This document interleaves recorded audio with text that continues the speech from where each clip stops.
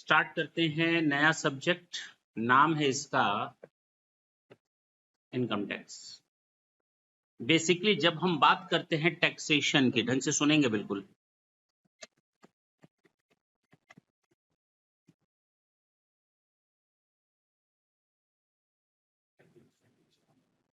जब हम बात करते हैं टैक्सेशन की, तो जब जब टैक्स सामने आता है आंखों के, तो पहला सवाल ये पैदा होता है, व्हाई टू चार्ज टैक्स।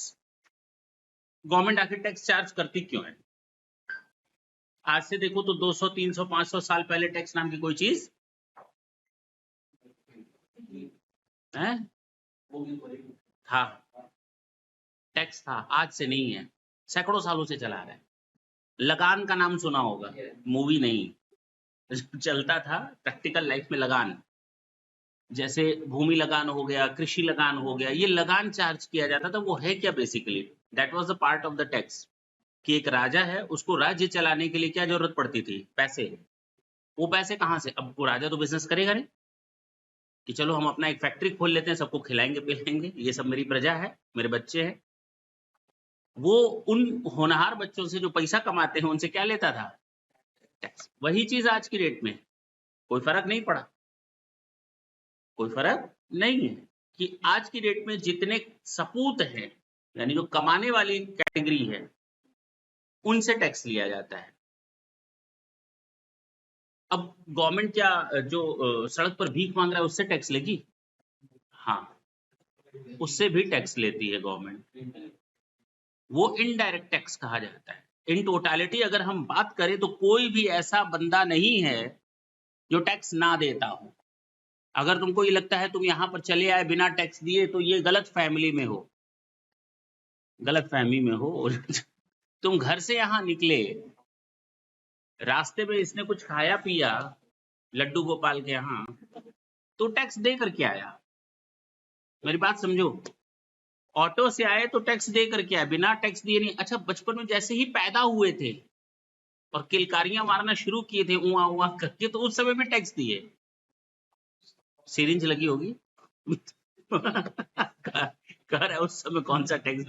अरे सिरिंज लगी होगी, पैदा होते ही तुमको दवाई शुरू हो गई, मालूम नहीं पड़ा है कि नहीं? कोई भी ऐसी चीज नहीं है जिस पर टैक्स ना लगा हो, कोई भी ऐसी चीज नहीं है जिस पर टैक्स ना लगा हो, जो दिख रही है सामने, चाहे वो डायरेक्ट टैक्स चाहे इनडायरेक्ट। तो फिलहाल यहाँ पर जितने भी एग्जांपल मैंने दिए वो इनडायरेक्ट। रोड पर चलते हो, रोड टैक्स देते हो, है कि नहीं? कहीं एंटरटेनमेंट करने जाते हो, एंटरटेनमेंट टैक्स देते हो, चाहे सिनेमा वगैरह कहीं जाते हो। कहने का, अच्छा, आप गाड़ियां निकालते हैं, जमीन खरीदते बेचते हैं, कुछ भी काम कर लो, आपको टैक्स देना ही देना है, हर जगह टैक्स देना है। दो तरह के टैक्स होते हैं, एक को हम कहते हैं डायरेक्ट टैक्स और एक को हम कहते हैं इनडायरेक्ट टैक्स।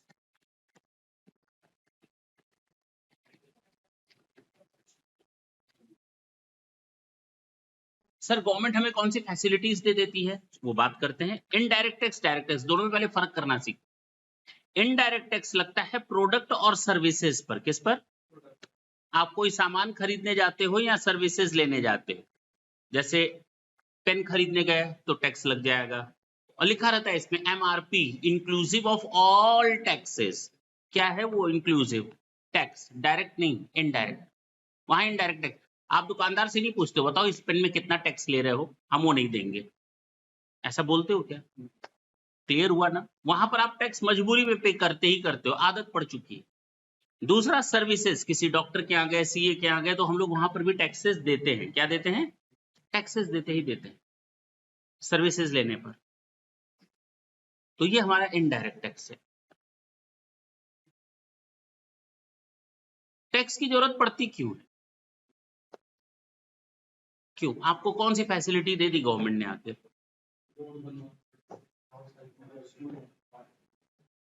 इसने कहा रोड बनवाना, बिल्कुल ठीक है। पोलियो ड्रॉप पिलाना, वो भी तो है।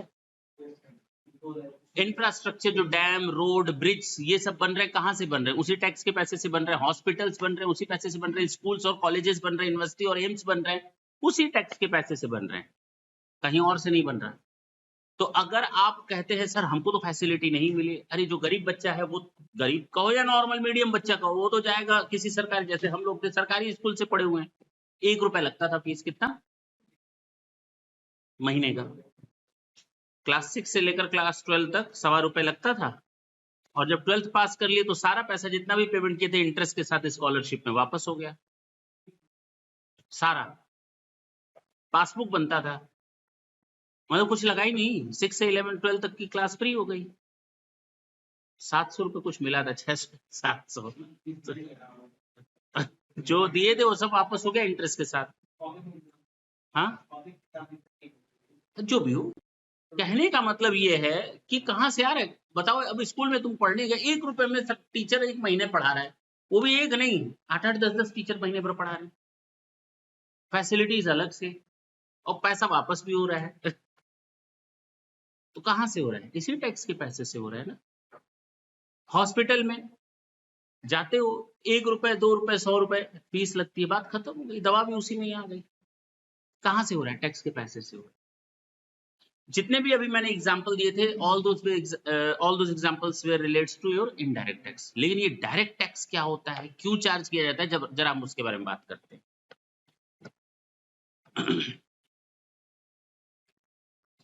जितने, अच्छा, इसको हम लोग सोशो इकोनॉमिक बेनिफिट के तौर पर भी लेते हैं। किस नाम से? Socio economic benefit. ये रॉबिन हुड की तरह काम करता है। किसकी तरह? रॉबिन हुड क्या करता था? अमीरों से छीनता था और गरीबों में बांटता था। ये भी उसी तरह का काम करता है।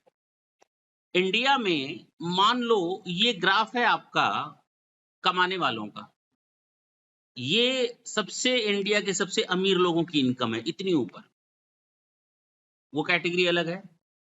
उसके नीचे भी कुछ कैटेगरी होगी कमाने वालों की, ये कैटेगरीज हैं जो कमा रहे हैं पैसा,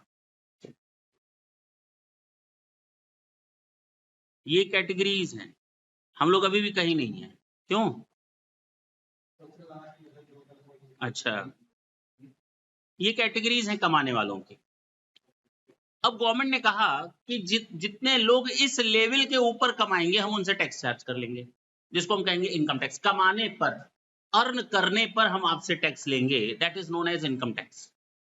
मान लेते हैं इसमें से इतना हिस्सा गवर्नमेंट ने छीन लिया, सबका मिलाकर ऑन एन एवरेज मान लेते हैं। ये हिस्सा क्या ले लिया गवर्नमेंट ने? छीना नहीं, मांग लिया। किस नाम से? Income tax. मान लेते हैं ये हिस्सा गवर्नमेंट को मिल गया, और इस हिस्से को गवर्नमेंट ने फुलफिल किया इसको भरने में, यानी अनइक्वालिटी ऑफ इनकम को इक्वालिटी में लाने के लिए। क्या? अनइक्वालिटी ऑफ इनकम को, जो ये डिफरेंसेस है कमाई का, ज्यादा और कम का, उसको दूर करने के लिए ये टैक्स लगाया गया। मैंने क्या बोला? अनइक्वालिटी को इक्वालिटी में कन्वर्ट करने के लिए, इसीलिए इसको कहा जाता है सोशियो इकोनॉमिक बेनिफिट। और यही एक रीजन है, इसके ऊपर कॉस्ट, भले ही कलेक्शन कॉस्ट, रिकवरी कॉस्ट ज्यादा लग जाए, गवर्नमेंट के ऊपर एडमिनिस्ट्रेटिव कॉस्ट ज्यादा लग जाए, उसके बावजूद गवर्नमेंट इसको खत्म नहीं कर सकती।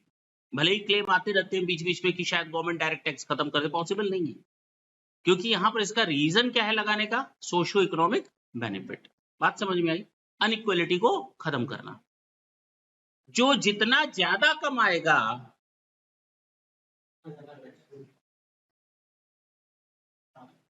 जितना ज्यादा जो कमाएगा उस पर हायर स्लैब रेट से टैक्स लगेगा, ज्यादा टैक्स लगेगा। बोलने दो। 2.5 लाख तक आप कमाओगे, 3 लाख तक कमाओगे, कोई टैक्स नहीं लगेगा। ठीक है? 2.5 लाख तक कमाओगे, कितना टैक्स लगा? 0। 5 लाख तक की कैटेगरी गवर्नमेंट ने बनाई कि अगर यहां तक कमाओगे तो टैक्स लगेगा। मान लो अभी हम पढ़ नहीं रहे, अभी क्यों, अगर कोई जानता है चुप रहे। 5 लाख तक बहुत कम टैक्स लगेगा, लेकिन 5 लाख के ऊपर इनकम बढ़ गई आपकी, 10 लाख तक हम आपके ऊपर टैक्स रेट बढ़ा देंगे। यहाँ 0% था, यहाँ 5% है, यहाँ 10%, 20%, 10% हो गया, 20 मान लो, और 10 लाख के ऊपर चले गए तो 30% हो गया। हाँ या ना? अभी हम स्लैब वगैरह बता नहीं रहे, हिंट दे रहे हैं। तो देखो, जैसे जैसे इनकम का स्लैब बढ़ता चला गया, वैसे वैसे हमारा टैक्स का अमाउंट भी बढ़ता चला गया, परसेंटेज भी बढ़ता चला गया। तो जितना जो कमाएगा उतना वो टैक्स देगा, ज्यादा से ज्यादा। तो अनइक्वालिटी ऑफ इनकम को इक्वालिटी में कन्वर्ट करना। क्लियर? यानी जो डिफरेंसेस हैं अमीर और गरीब के बीच में वो दूर करें। अब तो ये हो गया रीजन। क्या हो गया? रीजन। अगर हमसे कोई पूछे कि हम लोग डायरेक्ट टैक्स में क्या पढ़ेंगे, क्या स्टडी करेंगे, अच्छा एक और रीजन, एक और चीज समझ लो। इनकम टैक्स चार्ज होता है, तुम इंडियन हो ना, इंडियन हो, तुम ऑस्ट्रेलियन हो, तो तुम्हारे ऊपर इनकम टैक्स लग जाएगा। केवल जो इंडियन सिटीजन होंगे इतनी मार खाओगे। इधर हो जाओ थोड़ा, ऐसे देख रहे हो गर्दन झुक जाएगी, थोड़ा इधर हो जाओ।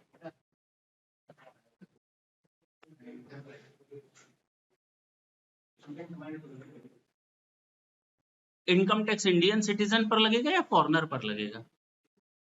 सब पर लगेगा।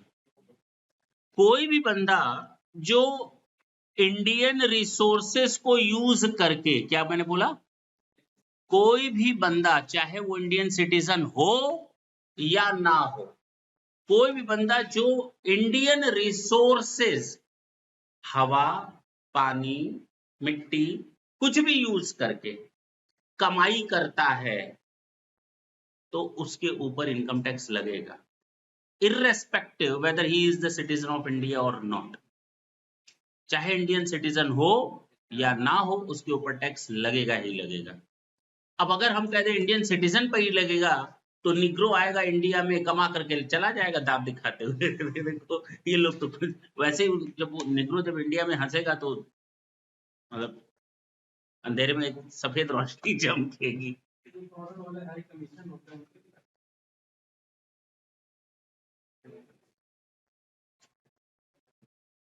कहने का मतलब ये कि जो हमारे इंडियन रिसोर्सेज हैं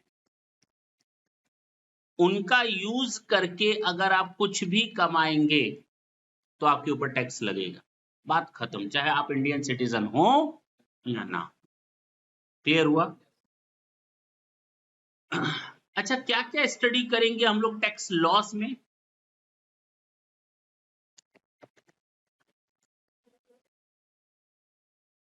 हमने इनकम टैक्स एक्ट नहीं बोला, हम कह रहे हैं टैक्स लॉज में आप क्या क्या पढ़ेंगे, या इनकम टैक्स लॉ में आप क्या क्या। हम लोग जब भी नॉर्मल कॉमन की बात है, जब भी हम लोग आपस में बात करते हैं तो ये नहीं बोलते इनकम टैक्स एक्ट पढ़ना है, हम लोग कहते हैं टैक्स लॉस पढ़ने या इनकम टैक्स लॉ पढ़ना है। इनकम टैक्स लॉ केवल इनकम टैक्स एक्ट से नहीं आता, केवल इनकम टैक्स एक्ट से। तो अगर हमें इनकम टैक्स लॉ पढ़ना है तो काफी सारी चीजें पढ़नी पड़ती हैं।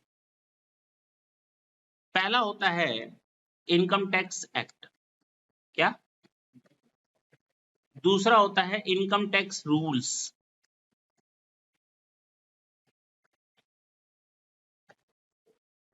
नोटिफिकेशंस, सर्कुलर्स, जजमेंट, चाहे हाई कोर्ट हो, सुप्रीम कोर्ट हो, कुछ भी हो,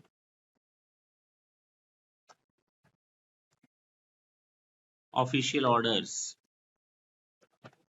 या गवर्नमेंट ऑर्डर्स, जीओ कहते हैं जिसको, ये सब मिला करके इसमें एक्सप्लेनेशन भी आ जाएगा, ये सारी चीजें कवर होंगी। ये सब मिला करके लॉ बनता है।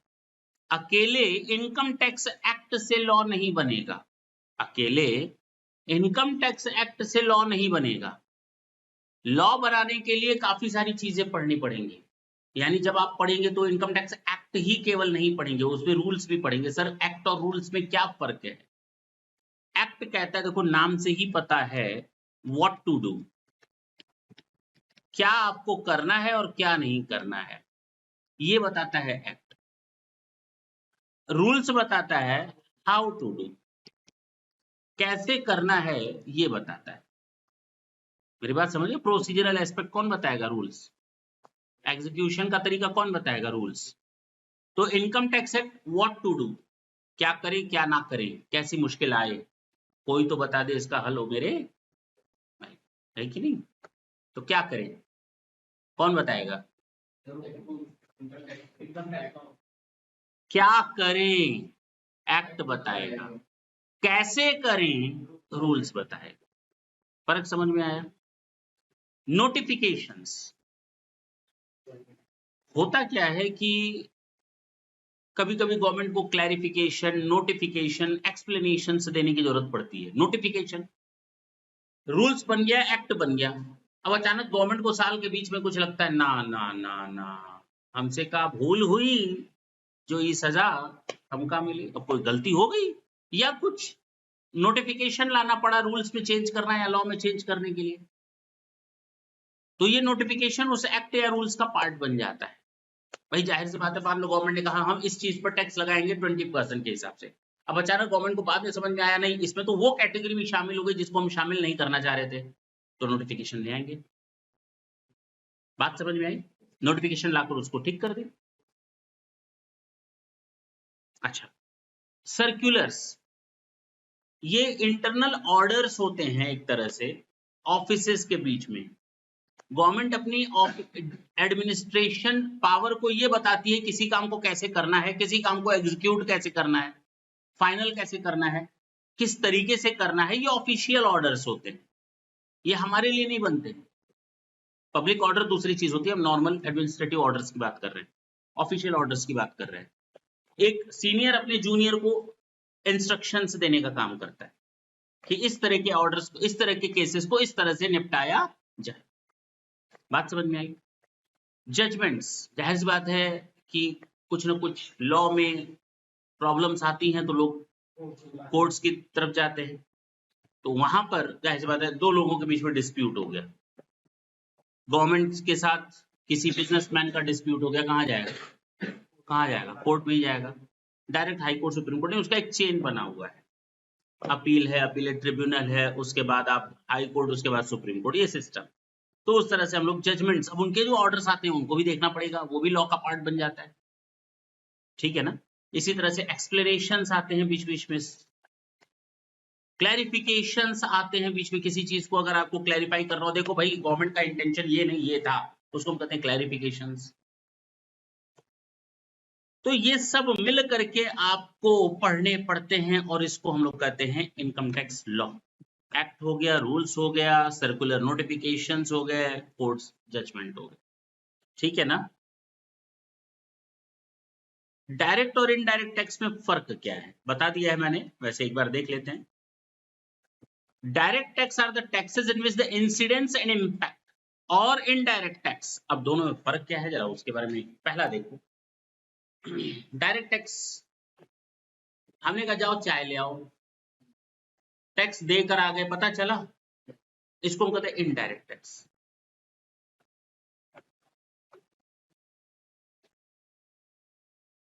अच्छा, ऐसे कहा जाता है ना कि मान लो कोई चलो ऐसे समझो, एक जोक की तरह बता देते हैं। एक पिता है, उसके 4 बेटे हैं, कितने? बुलाया, चारों को लाइन से खड़ा किया, आया, पहले वाले को एक जोरदार झापड़ मारी, बिल्कुल खामोश रहा, आंखें ऊपर नहीं की उसने। दूसरे वाले के पास गया, उसको भी एक तेज मारा कंटाप, तो उसने आंखें ऊपर की, इसका मतलब क्यों मारे? तीसरे के पास गया, उसको जोरदार झापड़ मारी, गुस्से में देख रहा है।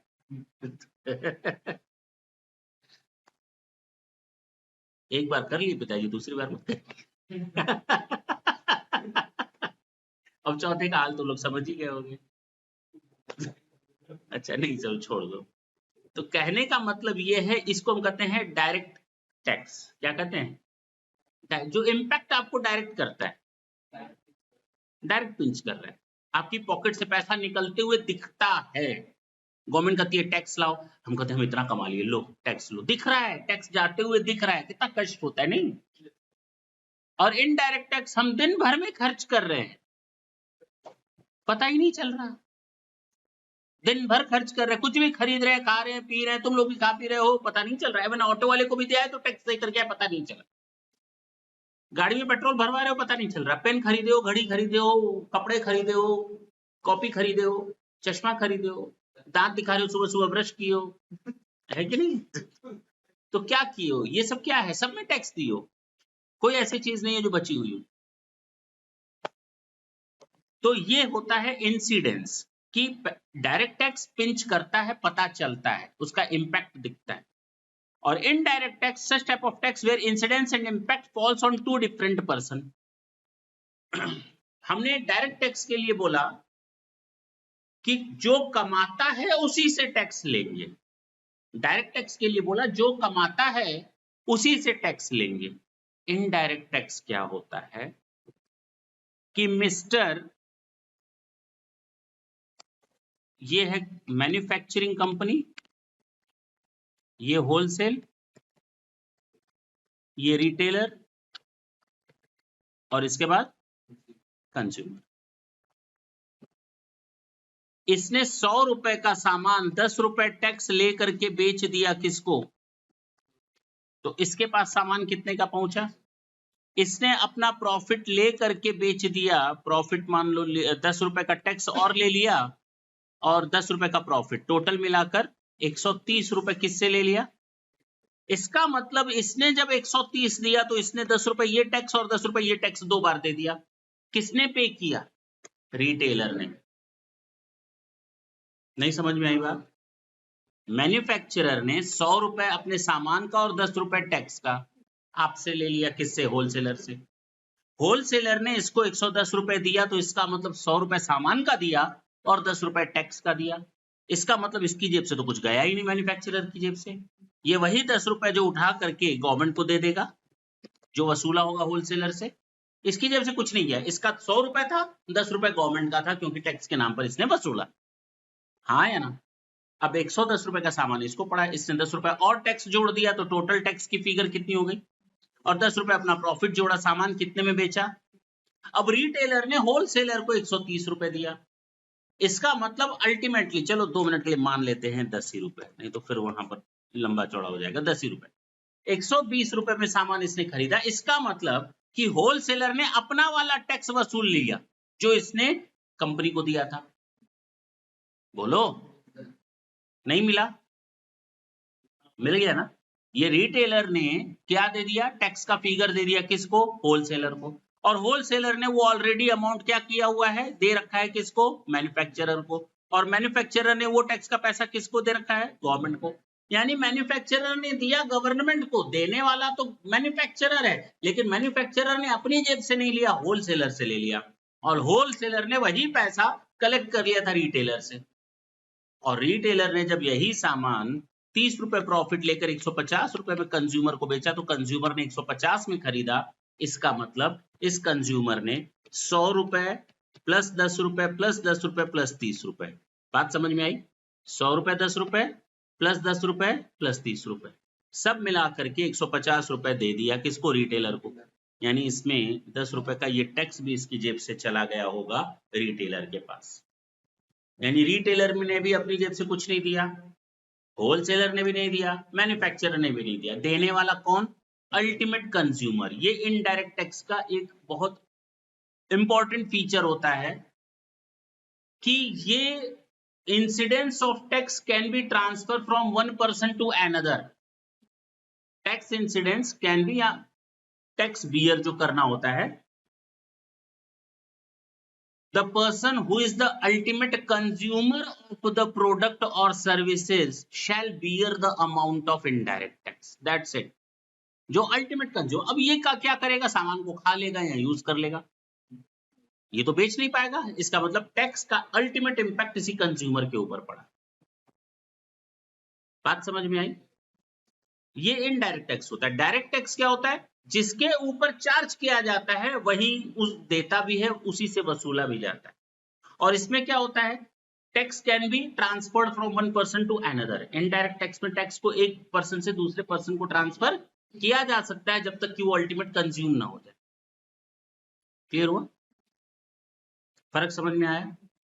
दूसरा, direct tax progressive in nature होता है। जैसे जैसे आपकी इनकम बढ़ेगी टैक्स का रेट भी बढ़ता चला जाएगा। इनडायरेक्ट टैक्सेस रिग्रेसिव होता है। वही ब्रेड एक अरबपति खरीदेगा तो उतना ही टैक्स देगा जितना कि एक भिखारी मान लो, दोनों से बराबर टैक्स वसूल रहे हैं। नहीं समझे मेरी बात? तो इसीलिए इसको रिग्रेसिव इन नेचर कहा जाता है। जबकि डायरेक्ट टैक्स जो होता है, डायरेक्ट टैक्स जो होता है वो प्रोग्रेसिव होता है। जैसे जैसे आपकी इनकम का स्लैब बढ़ेगा आपके ऊपर टैक्स का दायरा बढ़ेगा। टैक्सेबल इवेंट क्या होती है? टैक्सेबल इनकम, आपकी जो इनकम होगी उस पर टैक्स लगेगा। और यहां पर क्या होता है? परचेज करो, सेल करो, मैन्युफैक्चर करो, सर्विसेज दो, ये सब प्रोडक्ट और सर्विसेज। और यहां पर पर्सन के ऊपर टैक्स लगाया जाता है। डायरेक्ट टैक्स किसके ऊपर लगाया जाता है? पर्सन के ऊपर लगाया जाता है। डायरेक्ट टैक्स किसके ऊपर लगाया जाता है? और इनडायरेक्ट टैक्स प्रोडक्ट और सर्विसेज के ऊपर लगाया जाता है। डायरेक्ट टैक्स किसके ऊपर चार्ज किया जाता है? पर्सन के ऊपर चार्ज किया जाता है। और इनडायरेक्ट टैक्स किसके ऊपर चार्ज किया जाता है? प्रोडक्ट और सर्विसेज के ऊपर चार्ज किया। दिख रहा है ना? देखेंगे लेवी एंड कलेक्शन, अभी मैंने वो सब वर्ड क्लियर नहीं किए हैं। Shifting of burden, tax burden cannot be shifted from one person to another in the case of the direct tax. It will be charged from the same person on whom it is imposed. जिस person के ऊपर impose किया जाता है उसी से charge कर लिया जाता है। This is the basic feature of your direct tax. While in the case of the indirect taxes, the tax burden can be shifted from one person to the another person until or unless it is consumed or used by the person. यानी ultimate bearer of tax कौन होता है? जो consumer होता है। Tax collection, tax is collected after the income of the earn. है ना? जिस साल इनकम अर्न की जाती है उसके बाद उससे कलेक्ट किया जाता है। और यहां पर बार बार कलेक्शन चलता रहता है। जब जब सामान खरीदेंगे बेचेंगे, खरीदेंगे बेचेंगे, तब तक वो टैक्स का सिस्टम चलता रहेगा, वो साइकिल चलती रहेगी। पक्की बात है? ये दोनों में फर्क। मैंने बताया फाइनेंस एक्ट, जो इनकम टैक्स होता है ना, देखो नाम क्या लिखा हुआ है, इनकम टैक्स एक्ट 1961। अभी थोड़ी देर में बताएंगे इसको। इनकम टैक्स रूल 1962, नाम क्या है? Income tax act 1961, income tax rule 1962। मैंने क्या वर्ड यूज किया, ढंग से सुनना, और अभी इसका फर्क भी बताएंगे। इनकम टैक्स एक्ट 1961 एक बार बन गया, एक्ट पूरा बन गया, इतनी मोटी किताब बन करके आ गई अपने हाथ में। इनकम टैक्स एक्ट क्या बन करके आ गया? Income tax act. सारे प्रोविजन लिखे। अगले साल चेंज करना है टैक्स को, समय और सिचुएशन देख करके। हर साल आप लोगों ने देखा होगा आम बजट आता है, आया ना? तो जो पब्लिक बजट आता है उसमें फाइनेंस एक्ट भी होता है। क्या होता है? फाइनेंस एक्ट उस बजट का पार्ट होता है। उस फाइनेंस एक्ट में income tax, GST, custom, excise, जितने भी चेंजेस करने होते हैं वो सब फाइनेंस एक्ट में ही आते हैं। वित्त से रिलेटेड, मिनिस्ट्री ऑफ रेवेन्यू से रिलेटेड, सब फाइनेंस एक्ट की कैटेगरी में आएंगे। जितने भी चेंजेस करने हो आपको उसमें ले आओ। अब पूरी किताब तो चेंज करेंगे नहीं, वो कांस्टेंट है। वो क्या है? कांस्टेंट है। अब उसमें कुछ इंसर्ट करना है, कुछ रिमूव करना है, कुछ ऐड करना है, कुछ कम करना है, कुछ नए वर्ड्स रिप्लेस करने हैं, करो। वो फाइनेंस एक्ट के थ्रू होता है। किसके थ्रू होता है? 25-30 पेजेस, 40 पेजेस का आता है। 2000 पन्नों की किताब है, उसमें 25-30-40 पेज हर साल चेंज होते हैं।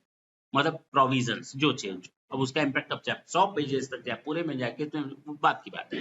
लेकिन हाँ, हम पूरी किताब को बार बार चेंज नहीं कर सकते ना, वो कांस्टेंट बन गई। और कब बना था? वो इनकम टैक्स एक्ट 1961 के नाम से बना। और उसमें हर साल जो चेंजेस होते हैं that is through pure finance act, और you can say through budget. Budget में फाइनेंस एक्ट आता है, उसके थ्रू वो चेंज होता है। जैसे फाइनेंस एक्ट 2023,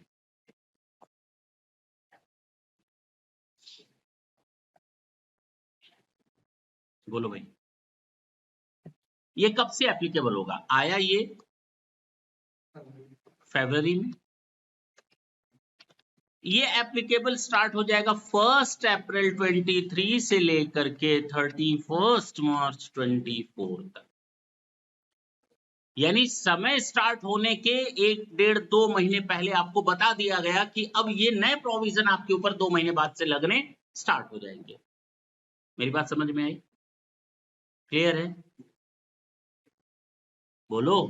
अब 2 साल पहले तो कोई बताएगा नहीं ये लगना शुरू करे।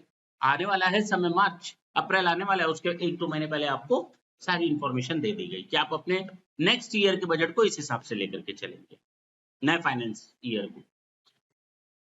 ये होता है फाइनेंस एक्ट। समझ में आया क्या है?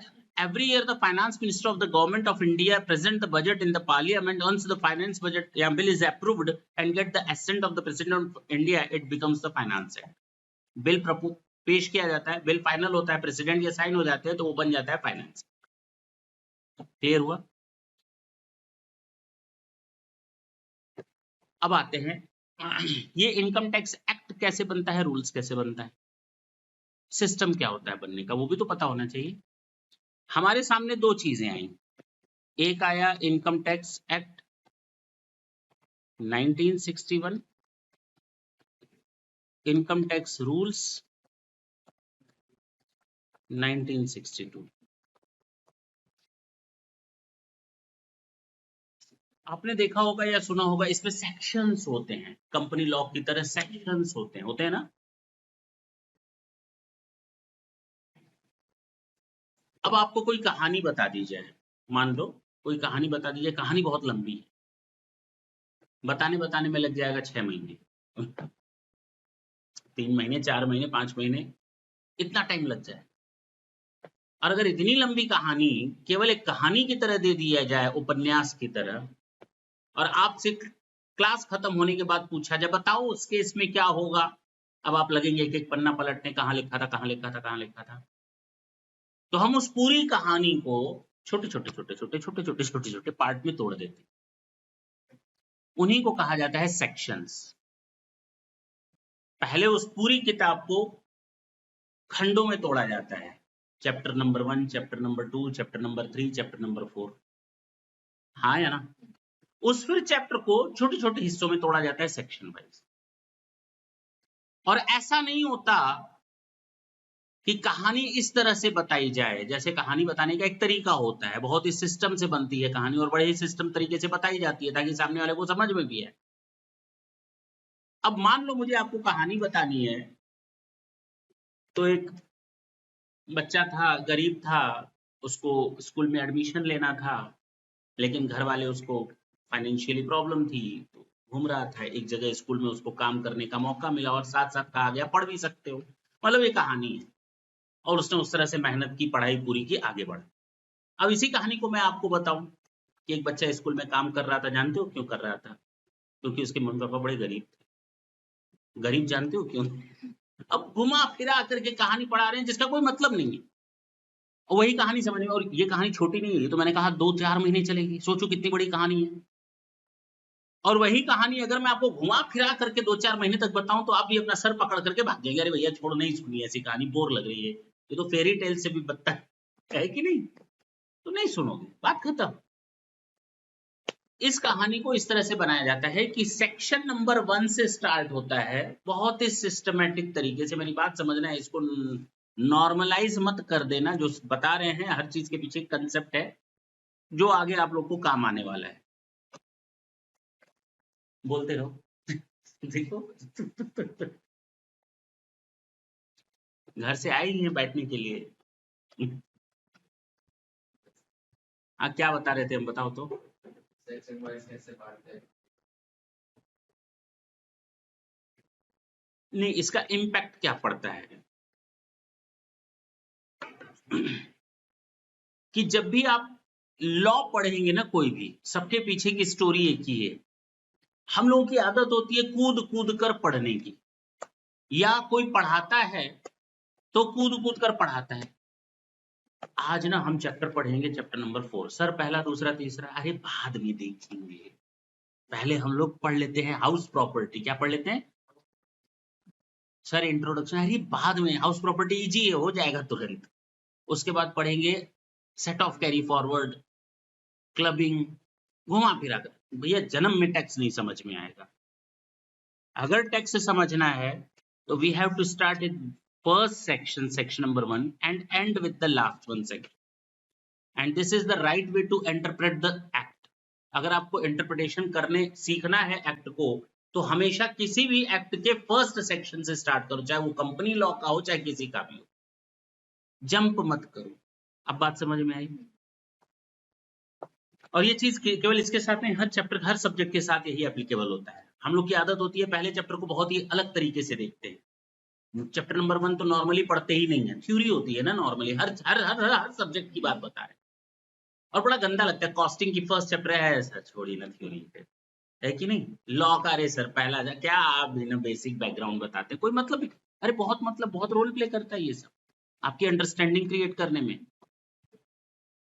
तो कहने का मतलब ये हुआ कि ये इनकम टैक्स एक्ट जो एक्ट बना है, पहले तो चैप्टर्स में बांटा गया, उसके बाद उन चैप्टर्स को छोटे छोटे पार्ट्स में यानी कि सेक्शंस में डिवाइड किया। और ये सेक्शंस ऐसे ही नहीं है, this is the flow of the story. आप कहानी को तभी अच्छी तरह से समझ पाएंगे जब एक सेक्शन के बाद दूसरे, दूसरे के बाद तीसरे। अब कहानी को अगर आप इधर उधर से बताने लगे या आप पढ़ने लगे तो कचरा बन जाएगा। अब बात समझ में आई? स्टार्ट करें। ये था आपका basic background income tax act का, लॉ का।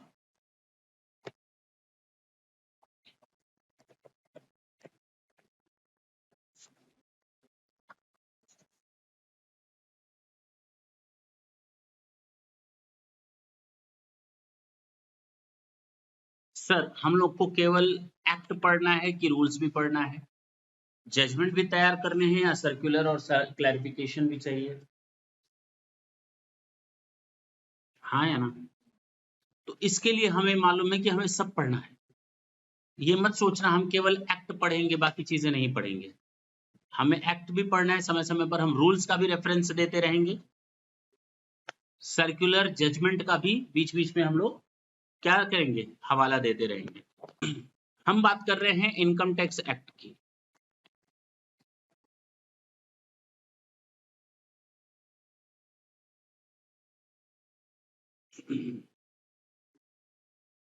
मैंने कहा ये छोटे छोटे सेक्शंस में डिवाइडेड है। कितने सेक्शंस? छोटे छोटे सेक्शंस में डिवाइडेड। और स्टार्ट करेंगे हम इसको सेक्शन नंबर 1 से। सेक्शन 1 कहता है जब कोई बच्चा पैदा होता है तो उसका नामकरण होता है ना, तो ये सेक्शन 1 इस इनकम टैक्स का नामकरण। नहीं समझे? ये बताता है अपना इंट्रोडक्शन देना जरा, वैसे मुंह से निकालोगे।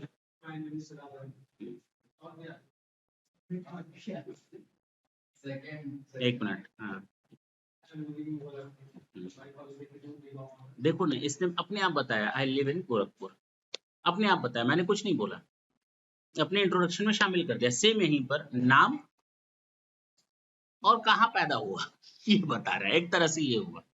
उसी तरह इनकम टैक्स भी बताता है, मेरा नाम इनकम टैक्स एक्ट है, मेरा नाम इनकम टैक्स एक्ट 1961 है, और मैं 1 अप्रैल 1962 से इफेक्टिव हूं।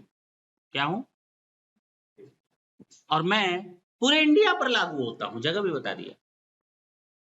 ये 3 पॉइंट बताए, यही सेक्शन 1 बोलता है। This act is called income tax act 1961। This act is called income tax act 1960। It extends to whole of India and effectively applicable from 1st April 1962। अब बात पर प्रॉब्लम आ गई, जहां मैंने 1962 बोला प्रॉब्लम आ गई। क्या नाम है इसका? Income tax act 1961, effectively applicable from 1st April 1962। Problem आई क्या? डिफरेंस दिख रहा है क्या? कहां से कहां तक? इसने कहा मेरा नाम 1961 है, इनकम टैक्स एक्ट 1961, और जब पहली बार आया होगा इनकम टैक्स एक्ट 1961, ढंग से सुनना, तो जिस दिन आया अगले दिन से आपसे टैक्स लेने लगा क्या? नहीं, इंपोज होने लगा आपके ऊपर टैक्स, चार्ज होने लगा, पता नहीं चला। जब पूरा 1 अप्रैल 61 से लेकर 31/3/62 बीत जाएगा, उसके बाद गवर्नमेंट कहेगी आओ अब इस कमाई पर 1 अप्रैल 62 से टैक्स दो। किस बेस पर? इस बेस पर। अब बात समझ में आई? Yes. क्लियर हुआ? नहीं, अभी भी नहीं हुआ, थोड़ा बहुत। भाई इनकम टैक्स एक्ट 1961 आया 61 में, अगले दिन से तो टैक्स लगना शुरू हो गया, मान लेते हैं, लेकिन आपसे पैसा गवर्नमेंट इफेक्टिवली कलेक्ट कब से कर पाएगी? 1 साल बाद। 1 साल बाद। उसके पहले गवर्नमेंट इंतजार कर रही है, आएगा वो समय, आएगा जब हमको पैसा मिलेगा, और वो समय आएगा 1 साल बाद। हाँ या ना? इसीलिए लिखा है कि save as otherwise provided in this act, it shall come into force on the first day of April 1962. तो ये 3 चीजें बताता है। This is Income Tax Act 1961 applicable from 1st April 1962. It extend whole of India. याद रहेगा? Yes. फिर से बोले, This is Income Tax Act 1961 applicable from 1st April 1962 and applicable to whole of India. Yes. फिर से बोलें एक बार? नहीं, ये है आपका सेक्शन 1। चल सकते हैं आगे?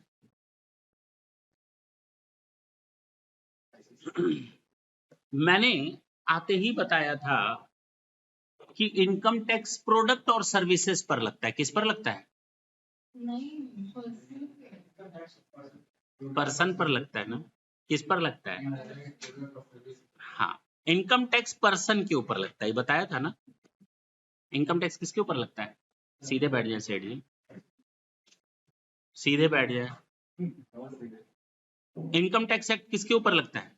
पर्सन के ऊपर लगता है। पर्सन कौन होता है? पर्सन कौन होता है? हम ही लोग है ना। कंपनी पर्सन है क्या? एचयूएफ पर्सन है क्या? Local authority person. गवर्नमेंट ने किसी को छोड़नी, जो कमाएगा सब पर्सन की कैटेगरी में ले आओ। जो कमाएगा सबको पर्सन की कैटेगरी में ले आओ। तो पर्सन को डिफाइन किया है, पहले मैं ये बता दूं, सुन लो।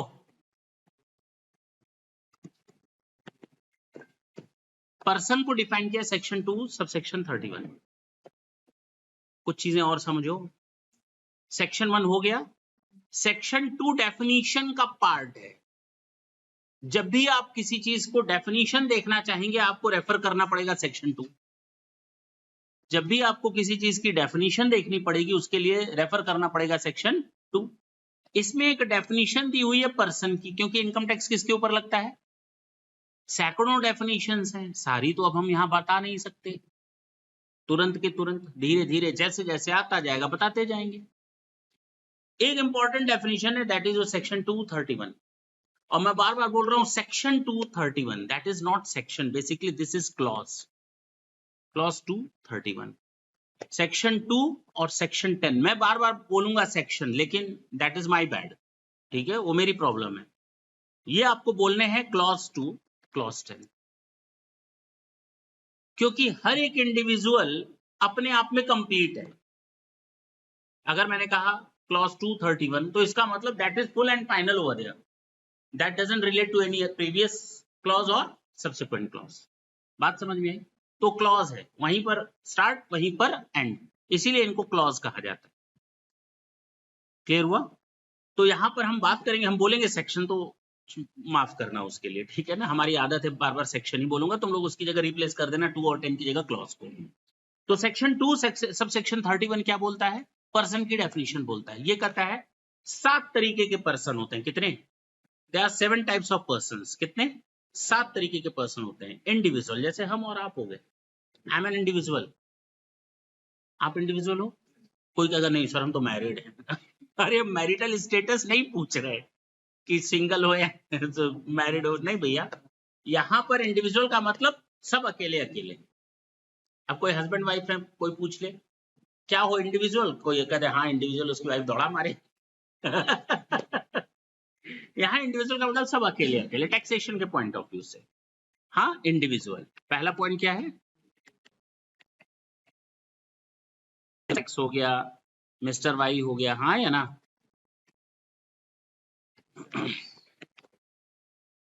दूसरा होता है HUF, जिसका फुल फॉर्म होता है हिंदू अनडिवाइडेड फैमिली। अब ये क्या बला है, इसके लिए तो लोग पूरा एक चैप्टर पढ़ोगे, लेकिन अभी शॉर्ट में, ये भी पर्सन होते हैं, कमाते हैं, इनको गवर्नमेंट ने अलग स्टेटस दे रखा है, एक बहुत बड़ा बेनिफिट मिला हुआ है। HUF के नाम से क्या मिला हुआ है, बहुत बड़ा बेनिफिट मिला हुआ है। मैं इंडिविजुअल हूं, मेरी फैमिली में 3 लोग हैं, मिस्टर एक्स, मिसेज एक्स और मिस जेड मान लेते हैं, ये 3 फैमिली मेंबर हैं। अब ये 3 फैमिली मेंबर, ये इंडिविजुअल है, ये कमाता है, इसका इंडिविजुअल का स्टेटस है। 2.5 लाख का जो बेसिक लिमिट है, इसको मिल रहा है बेनिफिट। 2.5 लाख का जो बेसिक लिमिट है कमाने का और खर्च करने का, इसको बेनिफिट मिल रहा है। ये तीनों लोग मिलकर के एक HUF भी बना सकते हैं। क्या बना सकते हैं, हिंदू अनडिवाइडेड फैमिली भी बना सकते हैं, और उसमें भी 2.5 लाख का बेनिफिट ले सकते हैं। तीनों मिला करके एक HUF बना सकते हैं और वहां पर भी 2.5 लाख का बेनिफिट ले सकते हैं। मैंने वर्ड यही यूज किया शायद, तो क्लियर है अपने आप में, ठीक है ना, बात समझ में आई। सर ये जो आप बार बार 2.5 लाख बोल रहे हैं ना, थोड़ा क्लियर करिए, हम समझ नहीं पा रहे, ये जो आप 2.5 लाख बोल रहे हैं, this is your threshold limit, और you can say that is the exemption limit,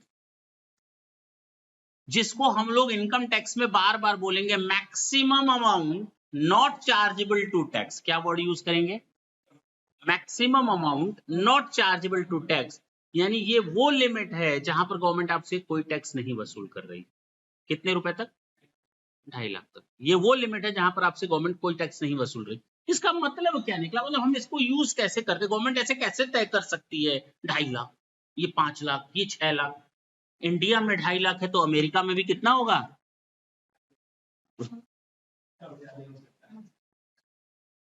अगर इंडिया में 2.5 लाख की लिमिट है तो अमेरिका में,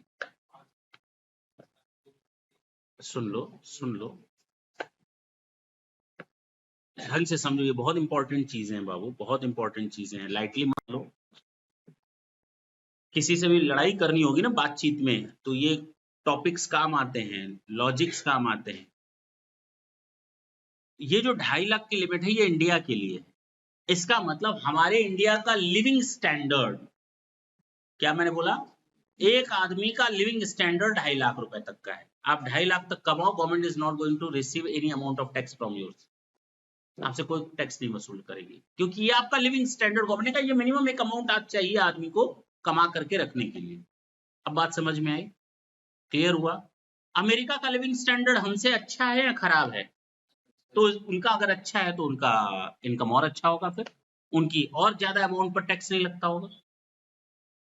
और जिसका, अच्छा भूटान का या बांग्लादेश का हमसे अच्छा है या खराब है, खराब है, तो उनका लिविंग स्टैंडर्ड अगर कम है तो उनकी बेसिक थ्रेशोल्ड लिमिट भी कम होगी हमारे कंपैरिजन में। अब समझ में आ रही है बात।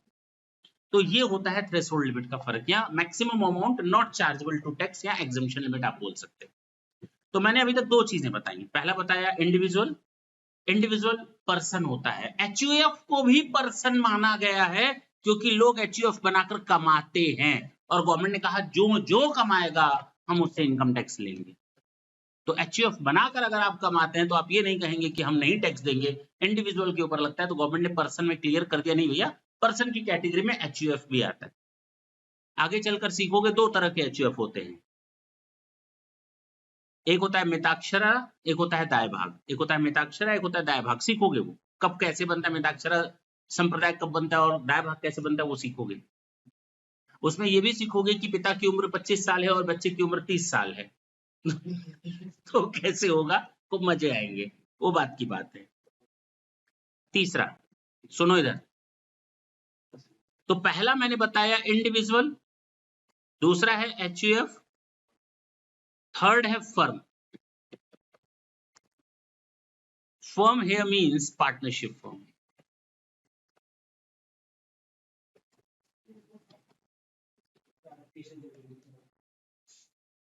पार्टनरशिप फर्म वो भी तो कमाती है. अब मिस्टर एक्स कहता है मिस्टर वाई से चलो चलो हम लोग पार्टनरशिप कर लेते हैं, कमाएंगे, सरकार को टैक्स नहीं देना पड़ेगा. अरे भैया क्यों नहीं देना पड़ेगा? आप भी शामिल हो गए हैं पर्सन की डेफिनेशन में, आपके ऊपर टैक्स इंपोज कर सकते हैं. चलें, एक वर्ड आएगा AOPBOI. AOP का फुल फॉर्म होता है एसोसिएशन ऑफ पर्सन, और BOI का फुल फॉर्म होगा body of individuals.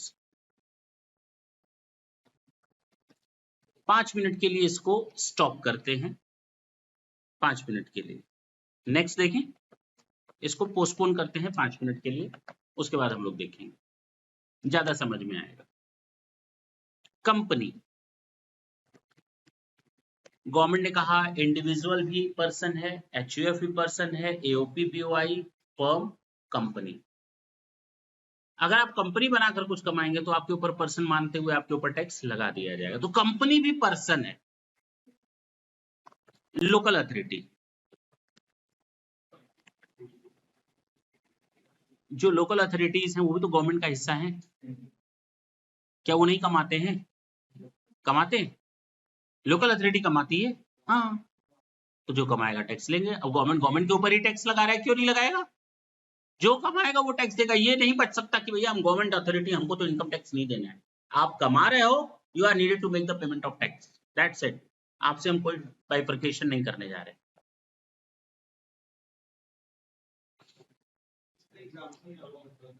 GDA, development authorities वगैरह जो होती हैं, KDA, GDA, PDA, ये सब होती है, वो सब है. ठीक है ना?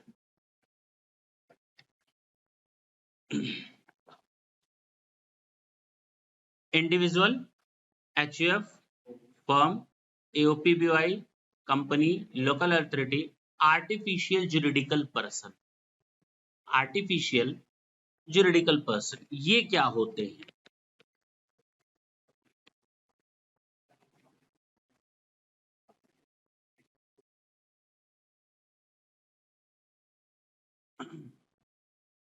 कंपनी कमा रही है तो टैक्स ले लिया, और अगर कंपनी लिक्विडेशन में अगर चली जाए, किस में चली जाए? तो कंपनी अगर लिक्विडेशन में जाएगी तो तुम लोग को शायद इतना तो मालूम होगा, शायद, कि जिस दिन कंपनी लिक्विडेशन में जाती है, कंपनी की सारी एसेट्स, सारी की सारी लायबिलिटीज लिक्विडेटर के पास चली जाती है, पावर चला जाता है. अब लिक्विडेटर उन एसेट्स का मालिक और लायबिलिटीज को डिस्पोज ऑफ करने के लिए उत्तरदायित्व रहता है, उसका रिस्पॉन्सिबल होता है. तो एसेट्स को डिस्पोज ऑफ करेगा, एसेट्स को सेल करेगा और लायबिलिटीज को डिस्चार्ज करेगा. एसेट्स को डिस्पोज ऑफ करेगा, लायबिलिटीज को डिस्चार्ज करेगा. That would be the prime responsibility of the liquidator. Now who will make the payment of tax? Cause the company is not there itself, directors are not there. हर एक आदमी की छटनी चटनी नहीं, हर एक आदमी की छटनी हो चुकी है, जा चुका है, क्योंकि लिक्विडेटर आ गया है. और अगर लिक्विडेटर आ गया है, जिसको हम लोग कहते हैं समापक, तो वही रिस्पॉन्सिबल है. तो ये आर्टिफिशियल पर्सन है, आर्टिफिशियल जुरिडिकल पर्सन. जिस दिन कंपनी का अनाउंसमेंट होता है कि कंपनी लिक्विडेशन में चली गई, उस दिन कंपनी की सारी एसेट्स और लायबिलिटीज डायरेक्टर से निकाल कर, कंपनी के हाथ से निकाल करके लिक्विडेटर के हाथ में दे दी जाती है. तो अब उन एसेट्स को बेचने पर कौन टैक्स देगा? लिक्विडेटर. बात समझ में आई? अच्छा, कई लोगों की आदत होती है घर के बाहर छोटा सा मंदिर बना लिया, छोटा सा, ब्लैक मनी है उसको व्हाइट मनी करने के लिए क्या बना दिया? घर के बाहर छोटा सा मंदिर बना लिया और एक बड़ा सा दान पात्र रख दिया. ठीक है ना? छोटा सा मंदिर और दान पात्र बहुत बड़ा बक्से टाइप का. 2-4 दिन बाद बक्सा खोला तो पूरा नोटों से भरा हुआ. तो लोग पूछे कहां से आया? अरे कोई गुप्त दान करके चला गया. और किसको किया है? भगवान को किया है. किसको किया है? तो भगवान से तो टैक्स कोई लेने जाएगा नहीं, और गवर्नमेंट को भगवान से टैक्स चाहिए तो फिर अपने को पहले मारो. जाओ ऊपर उससे टैक्स ले आओ। तो उस केस में कहा गया कि जो पर्सन उस पैसे को रखेगा, जिसके पावर में रहेगा, तो भगवान को भी छोड़ा नहीं गया टैक्स से, भी याद रखना, उनसे भी टैक्स लेते हैं, उनसे भी टैक्स लेंगे, वो आर्टिफिशियल पर्सन की कैटेगरी में। बात समझ में आई? वो यूपीबीवाई में आ जाएगा, ट्रस्ट वगैरह अलग अलग चीजें देखेंगे, अभी चिंता मत करो। तो इंसान तो इंसान, भगवान को भी नहीं छोड़ा गया टैक्स के दायरे में, ठीक है ना। कुल मिलाकर मैंने कितनी कैटेगरीज बताई, कौन कौन सी? Individual, HUF, firm, AOP BOI, local authority, artificial juridical person and company.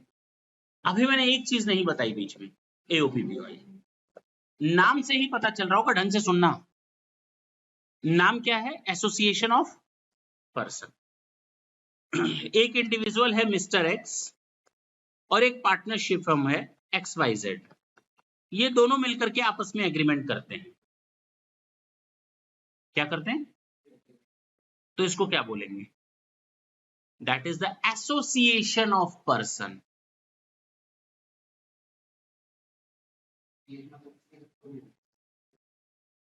एक मिनट, कई पर्सन, जो पर्सन की डेफिनेशन है उसमें से दो या दो से अधिक पर्सन मिल करके अगर कोई एसोसिएशन बनाए, तो मिल करके काम करें, मिल करके कोई बिजनेस करें, अर्न करें, तो उसको क्या नाम देंगे? Association of person. सुनना इधर। तो बॉडी ऑफ इंडिविजुअल्स क्या है? अगर मिस्टर एक्स है, मिस्टर वाई है, मिस्टर जेड है, मिस्टर पी है, मिस्टर क्यू है, ये सब मिलकर के आपस में कोई एसोसिएशन बनाए, तो ये बॉडी ऑफ इंडिविजुअल है। Individual individual individual individual individual, इसको हम कहेंगे बॉडी ऑफ, क्योंकि इंडिविजुअल के अलावा कोई शामिल नहीं है। और एसोसिएशन ऑफ पर्सन का मतलब इंडिविजुअल के अलावा भी कोई है। बात समझ में आया? बात समझ में आई? इंडिविजुअल के अलावा भी कोई, इसको हम कहेंगे एसोसिएशन ऑफ पर्सन। सर एक बात बताइए, तो पार्टनरशिप फॉर्म हो सकती है ना? अगर दो लोग आपस में एसोसिएट हो करके कोई बिजनेस करें, that can be known as a partnership. क्या प्रॉब्लम है? तो कहा गया यहां पार्टनरशिप फर्म का मतलब वो है जिसके पास रजिस्टर्ड डीड है आपस में काम करने की, जिन्होंने पार्टनरशिप डीड बनाई हुई है। क्या बनाई हुई है? सेक्शन 184 पढ़ोगे तुम लोग। कौन सा? सेक्शन 184 में पढ़ोगे। अभी यहाँ पर कोई रेलेवेंस नहीं, डिटेल में देखेंगे। तो अगर रजिस्टर्ड पार्टनरशिप डीड है, पार्टनरशिप डीड है, रजिस्टर्ड है, और पार्टनर्स के प्रॉफिट शेयरिंग रेशियो मेंशन्ड हैं, तो वो हमारी पार्टनरशिप फर्म कहलाएगी। यहां पर जो लिखा है फर्म, इसके अलावा कोई पार्टनरशिप की गई है तो वो या तो एओपी होगी या तो बीओआई होगी। अब क्लियर हुआ? अगर कोई मिस्टर एक्स और XYZ मिल करके कोई आपस में पार्टनरशिप करें और एग्रीमेंट है, तो पार्टनरशिप फर्म में जाएगा। अगर एग्रीमेंट या रजिस्टर्ड डीड नहीं है तो वो एओपी में जाएगा, एओपी में जाएगा, क्योंकि इंडिविजुअल भी है और एक फर्म भी है। लेकिन अगर कोई इंडिविजुअल इंडिविजुअल इंडिविजुअल इंडिविजुअल इस तरह का कोई मिल करके काम करते हैं, तो उसको हम कहते हैं बॉडी ऑफ इंडिविजुअल्स। अब क्लियर हुआ? पक्की बात है? अब तक मैंने आपको दो ही चीजें बताई। इनकम टैक्स एक्ट में दो सेक्शंस बताए, दो पॉइंट्स बताए। Section number 1, this is income tax act 1961 applicable from 1 April 1962, apply throughout India. Section number 2 में आपको मैंने एक ही चीज बताई, सेक्शन 231 पर्सन की डेफिनेशन, 7 पर्संस बताए। 7 कैटेगरीज होती है पर्सन की, individual, HUF, firm, AOP BOI, local authority, artificial judicial person and company. That's it, ये 7 होते हैं। समझ में आए?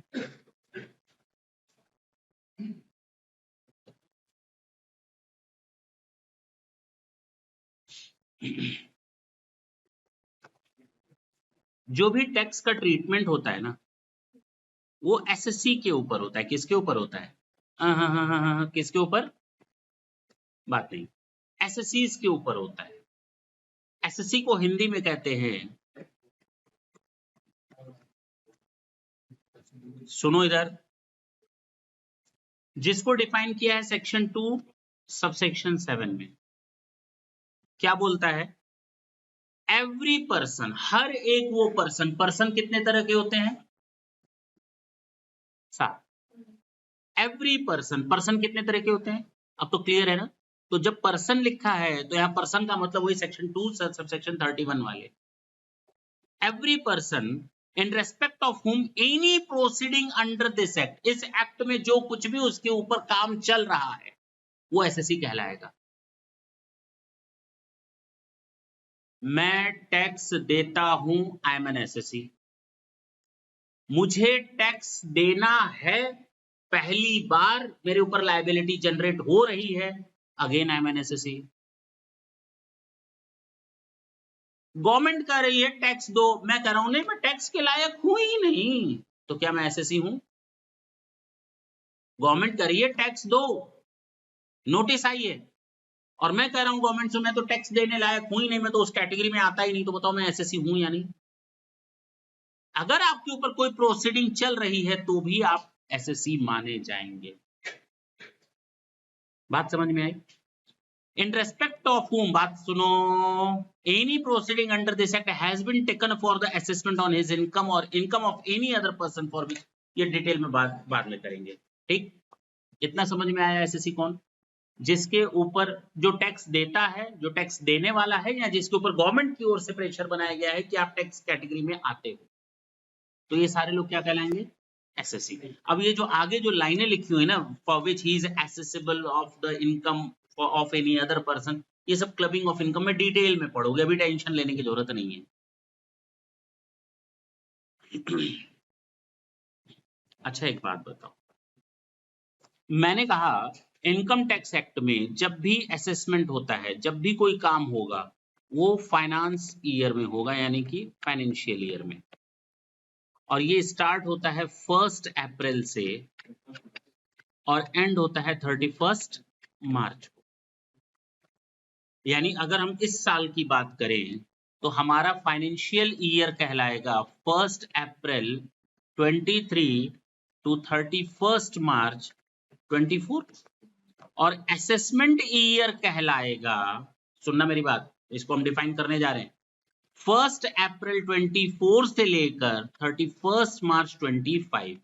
शॉर्ट में अगर हम लिखना चाहें तो इसको हम कहते हैं प्रीवियस ईयर 23-24, और इसको हम कहते हैं असेसमेंट ईयर 24-25। अभी हम डिस्क्राइब करने वाले हैं, चिंता ना करना। ये इस तरह से लिखा जाता है, प्रीवियस ईयर और असेसमेंट ईयर, प्रीवियस ईयर, और नाम इसको दिया जाता है प्रीवियस ईयर और ये असेसमेंट ईयर। क्यों, जरा देखते हैं, उसके बारे में बात करते हैं। ये आया कहां से, जानना नहीं चाहते हो?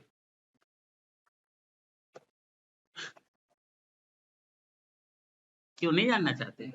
तो जानना चाहते हो। फाइनेंशियल ईयर क्या होता है? बोलने दो, हम पूछ नहीं रहे हैं। हम गवर्नमेंट ने भाई कोई अलग साल में बुक्स बंद करता है, 1 जनवरी से लेकर 31 दिसंबर तक किसी ने बुक बंद की, किसी ने होली टू होली में बंद की, किसी ने ईद टू ईद में बंद की, किसी ने दिवाली टू दिवाली में बंद की। अलग अलग समय पर लोग अपनी बुक्स ऑफ अकाउंट बना रहे हैं, तो गवर्नमेंट ने कहा भैया हमको सबकी इक्वालिटी चाहिए, हम सबको स्टार्ट करेंगे 1 अप्रैल से लेकर के और एंड करेंगे हर साल 31 मार्च 24। अगर ये इस साल की कैटेगरी में आया तो ये एक साल हम लेकर चलेंगे फाइनेंशियल ईयर। इसमें आप कमाओ, इसमें आप जितना कमाना है। मान लो एक आदमी है, वो घर से निकला सुबह सुबह, काम करने गया, रात में थका आ रहा आया, रात में थका आ रहा आया, देखो सुबह सुबह ही थक गया है, रात में थका आ रहा आया, जैसे ही घर के बाहर गाड़ी रखा, उसको अपने घर के बाहर एक बंदा दिखाई दिया सिगरेट पीते हुए।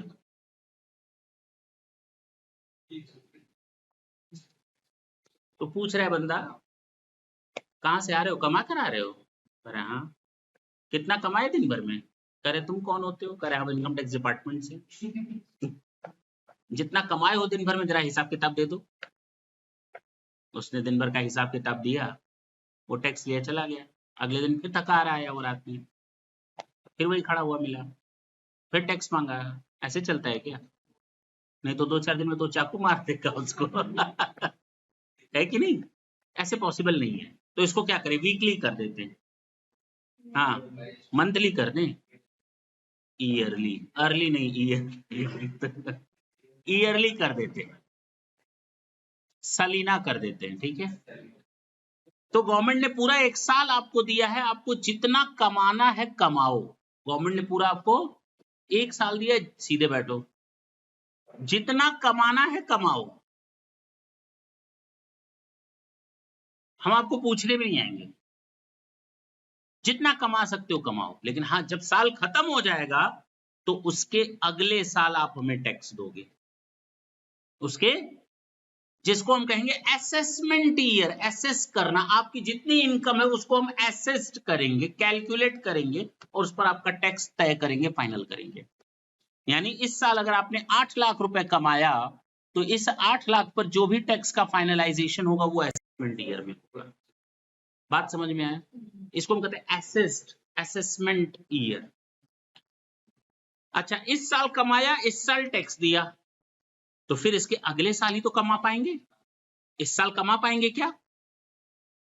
कमाएंगे, कौन मना करेगा? अरे भाई कमाओ ना, खाओ, कौन मना कर रहा है? इस साल सुनो, अगर हमने 23, 24 में कमाया तो इसका जो टैक्स देंगे वो हम 24, 25 में देंगे। इसको हम कहेंगे असेसमेंट ईयर। और 24, 25 में जो अर्न करेंगे उसका जो टैक्स देंगे वो 25, 26 असेसमेंट ईयर में देंगे। 25, 26 में जो कमाएंगे उसी तरह वो चलता रहेगा 26, 27 असेसमेंट ईयर में देंगे। अब क्लियर हुआ? पक्की बात है? फिर मैं बोल रहा हूं, बहुत इंपॉर्टेंट है, ये छोटी छोटी चीजें हैं। जब तुम लोग असेसमेंट पढ़ोगे, अब ये चीज क्लियर हो जानी चाहिए कि हमारा हर साल दूसरे साल से अलग होता है। हम दोनों हैं अलग अलग, हम दोनों हैं जुदा जुदा। नहीं, बात बिल्कुल ठीक है, हमारा इससे कोई लेना देना। यानी जब हम असेसमेंट ईयर 24, 25 की बात करेंगे तो इसका मतलब we are just talking about the income which we earn in the previous year 23, 24। हमने इस साल अगर कोई टैक्स चोरी की है उसको इसमें तो मत मिलाना। ये बिल्कुल असेसमेंट ईयर अलग है, ये असेसमेंट ईयर अलग है, आपका हर साल का असेसमेंट अलग अलग होता है। गवर्नमेंट को यहां पर आपको पे करना है, सुनो, 5 लाख रुपए, और यहां से गवर्नमेंट से आपको रिफंड लेना है 8 लाख रुपए। तो गवर्नमेंट आपको नेट कितना दे देगी? कुछ नहीं। ये अलग से 5 लाख आपको पे करना है, ये 8 लाख अलग से रिफंड होगा। मिला कैसे सकते हो? वही तो मैं बता रहा हूं, यही तो बता रहे हैं, मिला कैसे सकते हो तुम? बड़े जल्दी से बोल दिए मुंह से 3 लाख। अलग है, हम दोनों हैं अलग अलग, हम दोनों हैं।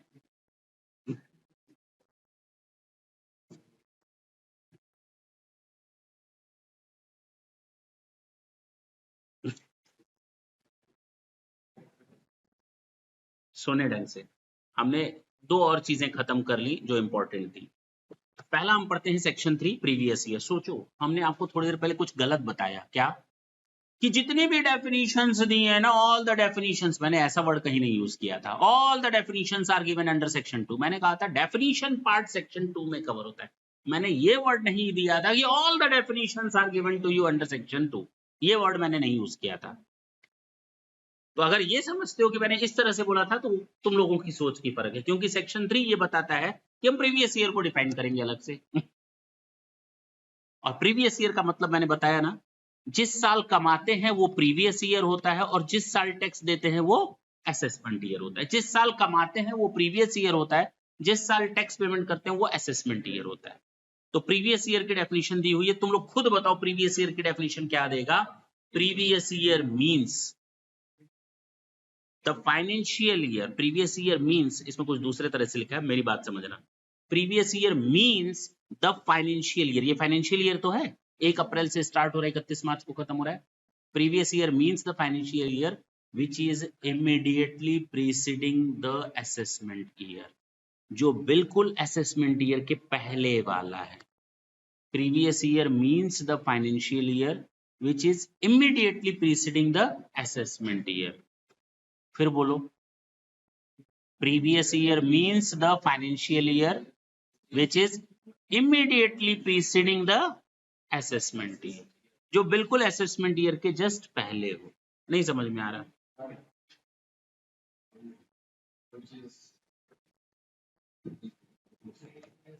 Previous year means the financial year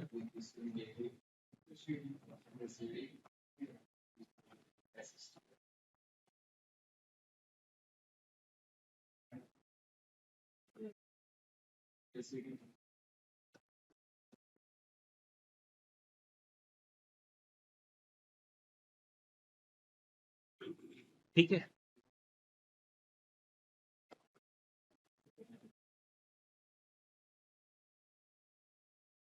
ये सेक्शन 3 बोलता है।